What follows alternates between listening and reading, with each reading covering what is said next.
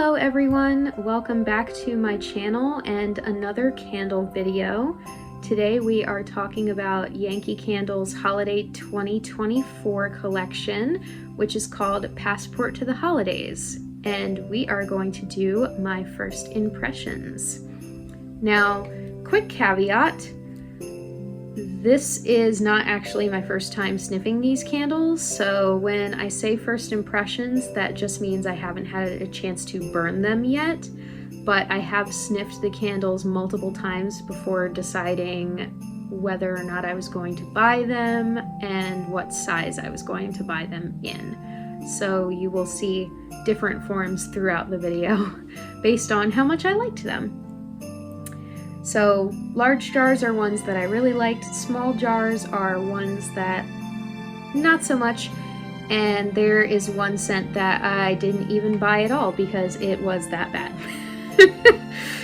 So let's get into my thoughts on this collection. Spoiler alert, they're not great. They're for us to know and for you to find out. What are they? So as I said, this collection is called Passport to the Holidays, and the theme is all about travel and the holiday season around the world.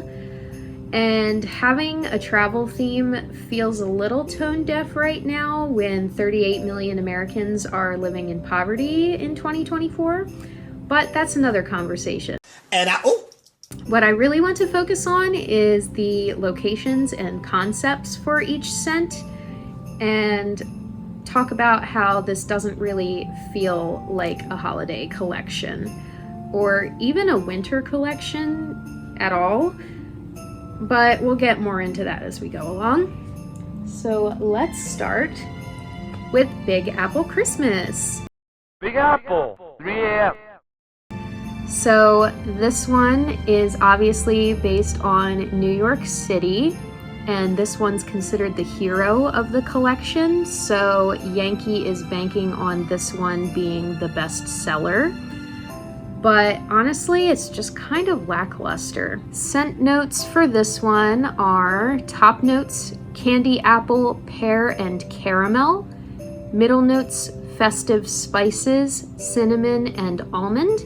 And base notes, melted sugarcane, musky, just say musk, and vanilla bean. So the website says that top notes are the initial impression of the fragrance, middle notes are the bulk of the fragrance, and the base notes are its final impression. So my question is, why is a candle called Big Apple Christmas have middle notes that are the bulk of the fragrance that are cinnamon spice and almond, and the apple is just the initial impression of the fragrance, not the bulk? Just seems like a weird choice. But beyond that, I was kind of hoping for a crisp, naturally sweet kind of apple scent, but what you get from this is a very artificial apple candy kind of smell, which is a little disappointing. So Yankee already has a sweet apple scent for the holidays, and that is sugared apple, which as you can see I have burned before. It's a little bit messy, but you know. And I feel like Big Apple Christmas is similar to sugared apple, but not as good. What? You just said each member of the team is chosen for their unique abilities. He does exactly what I do, but better. They overdid it a bit with all of the sweet notes with the caramel and the almond and the sugar cane, and the cinnamon spice on top of that just turns this fragrance into a gourmand rather than a fruity apple conceptual. And you already get more of that sugary sweetness rather than apple kind of scent from sugared apple, whereas Big Apple Christmas gives the impression that it'll be more fruity because it has bright red, apple red wax, whereas sugared apple has white wax, so you expect it to be more sugary. So I don't know, I just feel like that was kind of mismarketed a little bit, and I don't hate it, but it's not really anything new or exciting or groundbreaking. It's just kind of meh. So next up is 'Tis the Sea Sun in Sydney.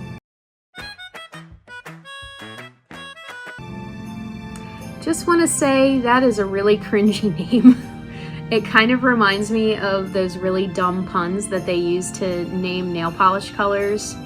You know what I'm talking about, nail polish fans. But beyond that, I really love this one. It's definitely a unique scent for Christmas though.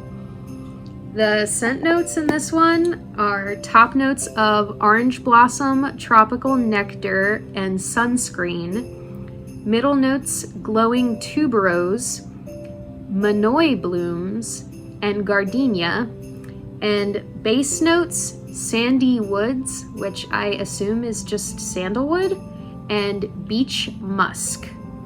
So I find the idea behind this candle to be so interesting because obviously in Sydney, Australia, it is in the southern hemisphere, so it's actually summertime during the Christmas season down there, and so having a sandy, beachy, vacation time kind of scent profile makes total sense.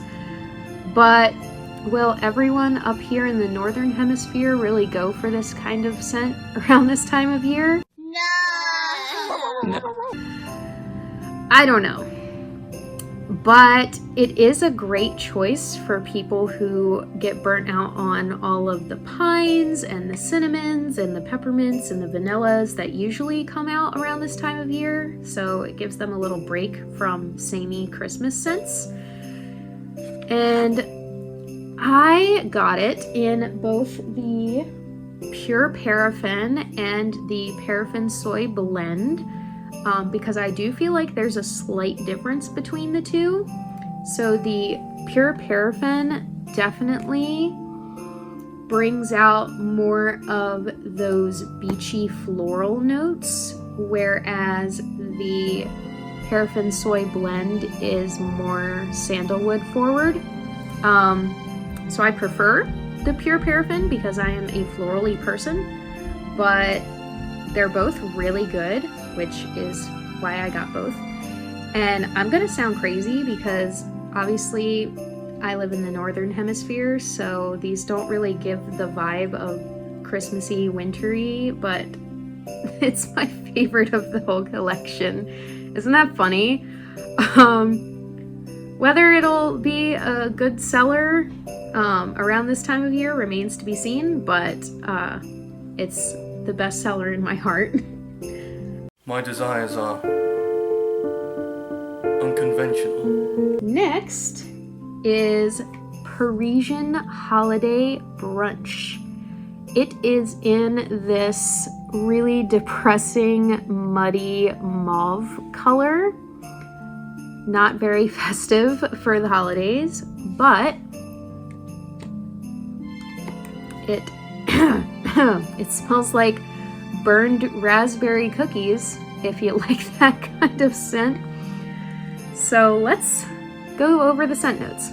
Top notes: orange, rhubarb jam, and fig spread. Middle notes: buttery croissant, cookie butter, and brown sugar. Base notes: creamy coconut, raspberry preserves, and vanilla. So I guess that explains why I'm not really a fan of this. I'm not a gourmand person on the best of days, but figs are not something I've ever really enjoyed. So mixing that with the brown sugar and vanilla is a recipe for disaster. No pun intended. You do get a little bit of that coconut note, but it's very faint. It's mostly the butter and brown sugar, vanilla forward with raspberry and fig. So, not for me. My coworker did say that this candle smells like those old Flintstone vitamins. Not the gummy kind, but the kind that you chew. Oh my God, Brian, I went to a baby rave last night, dropped a Flintstones chewable. It was a purple berry. I was flying. I don't really get that from this candle, but if you liked those as a kid and you're curious, head to your local Yankee and give this a sniff. That's all I really have to say about that one. I didn't really have high hopes for it in the first place. This next one, though, I did have high hopes for. London Christmas tea. And I had high hopes for it because I love tea. One of my favorite candles from Yankee Candle is the black tea and lemon, which of course got discontinued because we can't have nice things. Honey, did you notice all of those nice things Timmy has? I don't remember getting him those nice things. Why don't I have nice things? I want some nice things! And I thought that this candle would function as a substitute for that one, but I was wrong. The scent notes for this one are top notes of cinnamon, ginger, and golden peppercorn, middle notes of orange zest, black tea, guaiac, and star anise, and base notes of black pepper, vetiver, and cinnamon woods. So, my first question is, why the resin and wood notes in a tea conceptual candle? Kind of a weird choice. And you only really get a vague black tea note here. It's mostly the cinnamon and star anise overpowering everything else. Star anise is a very, very strong scent, and you have to be very careful about how you use it. And this candle is the perfect example of that. You don't really get a lot else from this. I feel like the orange zest note might tame the star anise a little bit, which makes this scent more tolerable for me because I don't really care for star anise. But honestly, I was hoping for more of an Earl Grey with maybe some winter berries to make it more holiday wintry. And I do have a tea called Berry Grey, so really I just wanted that tea in candle form. My favorite flavor is candle. And my other coworker did mention, because she's from the UK, that this scent isn't really indicative of the holidays in London. She said that a mulled wine would be a little bit more accurate because that's more traditionally what they would consume for the holidays drink-wise. Not really a tea. That's more of like a spring, summer, like garden party thing. But yeah. And that's also kind of what I was talking about with the Parisian one. Like, does this really represent the holidays for all of my French viewers out there? I don't know. Let me know. For London Christmas tea, it just seems more like they wanted a chai candle that wasn't the vanilla chai latte from the cafe collection that they released back in the fall. And that's fine, but why choose London for the location and not New Delhi in India? Because it's a chai candle. It literally has black tea, cinnamon, star anise, black pepper, golden peppercorns. That's a chai. So not an English breakfast or an Earl Grey or anything else that would give the impression of London. But anyway, that's what I have to say about that. So the next one is Munich Christmas Market. And you may notice that I'm not holding up a candle for this one. And that's because I didn't buy it because it's gross. It made me gag every time I smelled it, and I gave it multiple chances, and it disappointed every single time. So, scent notes for this one. Top notes are juicy orange, citrus zest, and nutmeg. Middle notes are star anise, again, crushed cinnamon, and pomander, or pomander, not sure how you say it. Base notes are dark chocolate, graham crackers, and cookies. So most of those notes sound fine.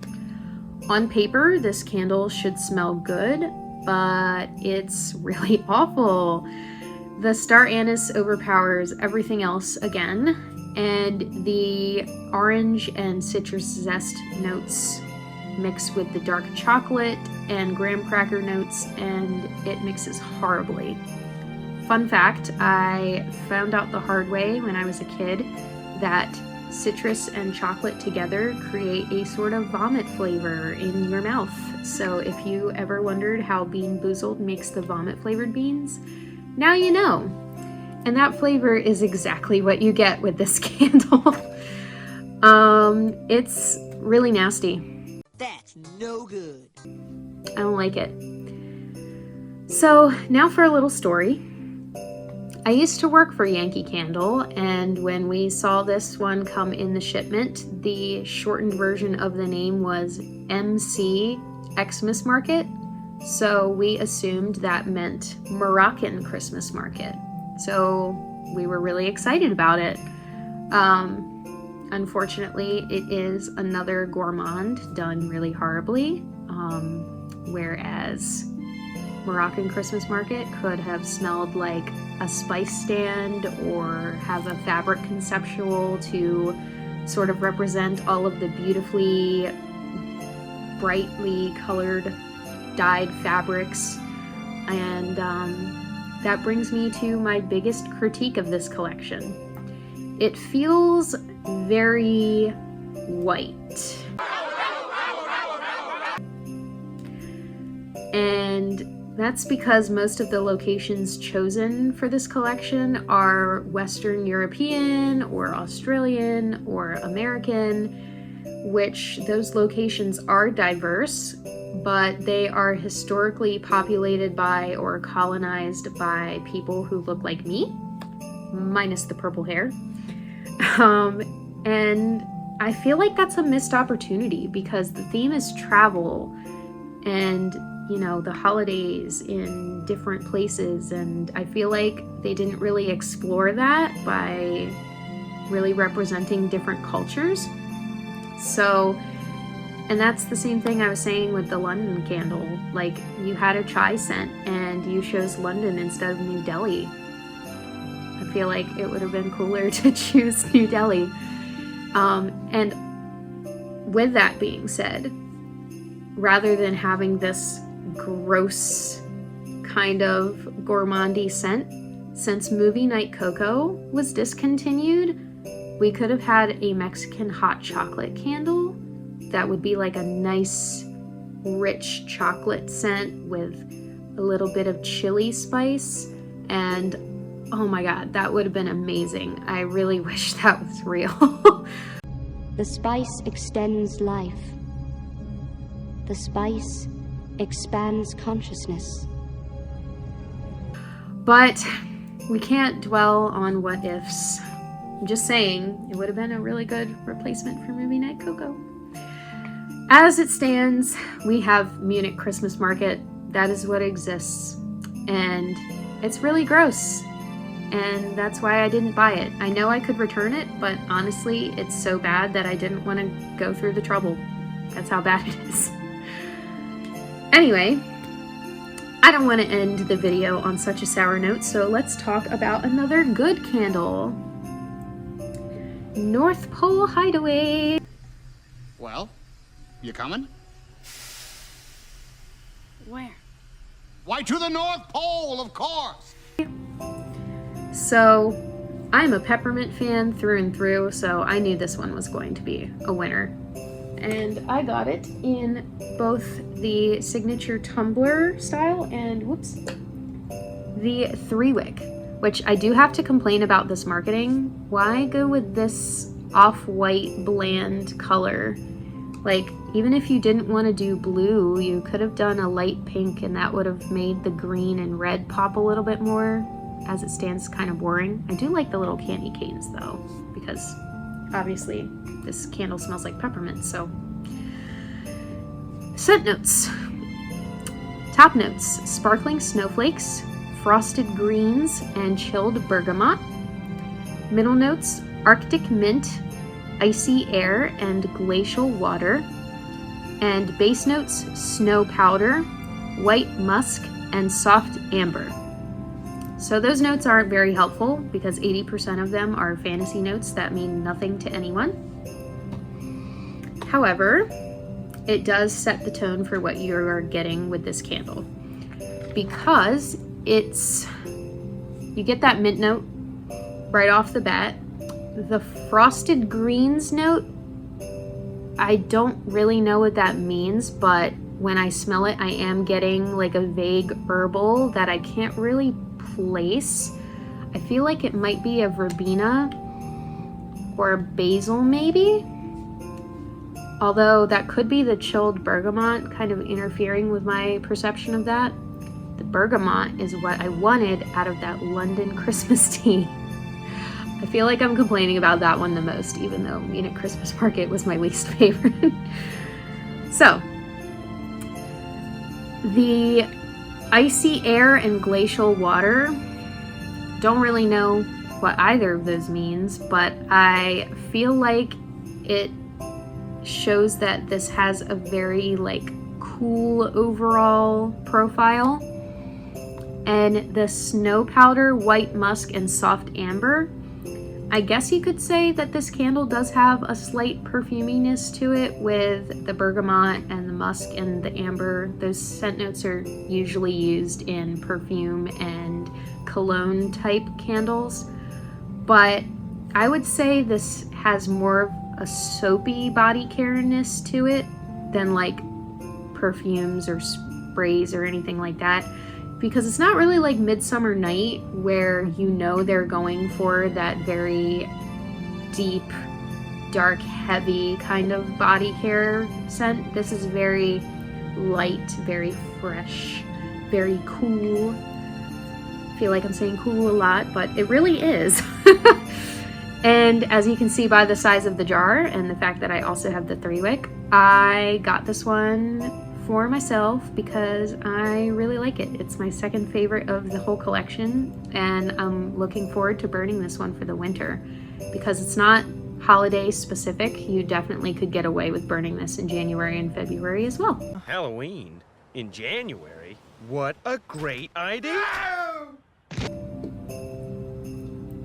So overall, this collection was a bit of a bust.